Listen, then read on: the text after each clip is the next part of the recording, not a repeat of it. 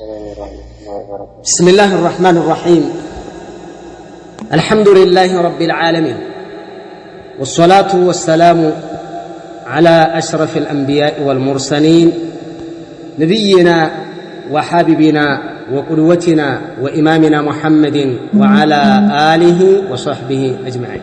إن شاء الله كهت وندموت يمتو ጥያቄዎችን ቀደም ተከተላቸውን ጠብቀን ያው የምናይበት ሳምንታዊ ፕሮግራማችንና ከናንተው ወደናንተው የሚነሱ ጥያቄዎችን በጥያቄ መልክ የሚመጡ ነጥቦች ብዙ ጊዜ ከቅራአት በበለጠ መልኩ ጎላ ባለ መልኩ ይገባሉ።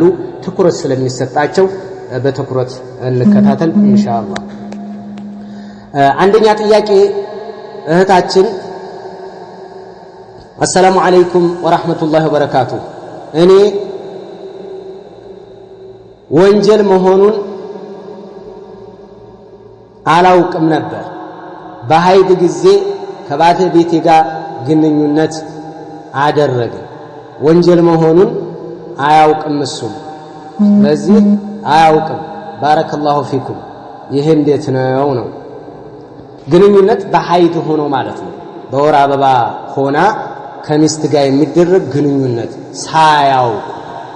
ሳያውቁ የተደረገ ነገር ለማንኛውም الجهل بالحكم الشرعي عذر عند الله سبحانه وتعالى عذر عند الله سبحانه وتعالى በጀል ሳያውቁ የሚሰራ ነገር አላህ ዘንድ አያስጠይቅም።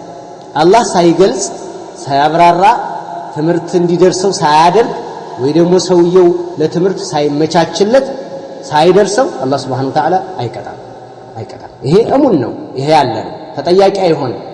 ተጠያቂ አይሆንም አንድ ሰው عن ابن عباس رضي الله تعالى عنه لما نزلت هذه الآية وإن تبدوا ما في أنفسكم أو تخفوه يحاسبكم به الله ይሄ የሚለው በመጣ ጊዜ የነብዩ አለይሂ ሰላቱ ወሰለም ሷሃቢዎች ነብዩ እንዲህ አሏቸው ቁሉ ሰሚዕና ወአጣዕና ወሰለምና እኛ እሺ ብለን ታዛዥ ሆነናል እጅ ሰጥተናል በሉ ሷሃቦቼ ሆይ አሏቸው።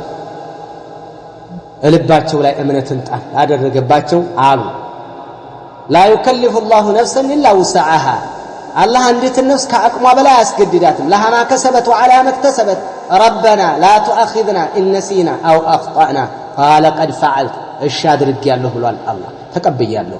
በስተት የተሰራ ተረስቶ የተሰራ ነገር በዚህ ላይ ምህረትን አድርጌያለሁ ብሏል አላሁ Subhanahu Wa Ta'ala። ምህረቱን ያደርጋል አይጠይቅም። ለላህ ያሉ ጌታ በዛ አይቀጣም።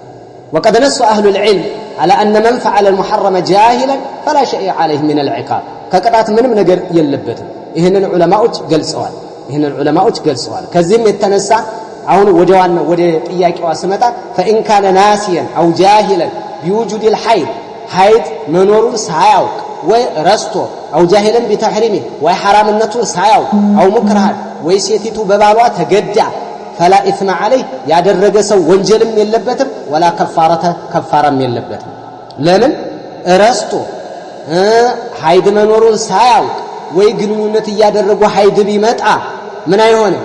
حرام ነው፣ حرام ሰርተሃል፣ አንተ ከፋራ አለብህ አይባልም።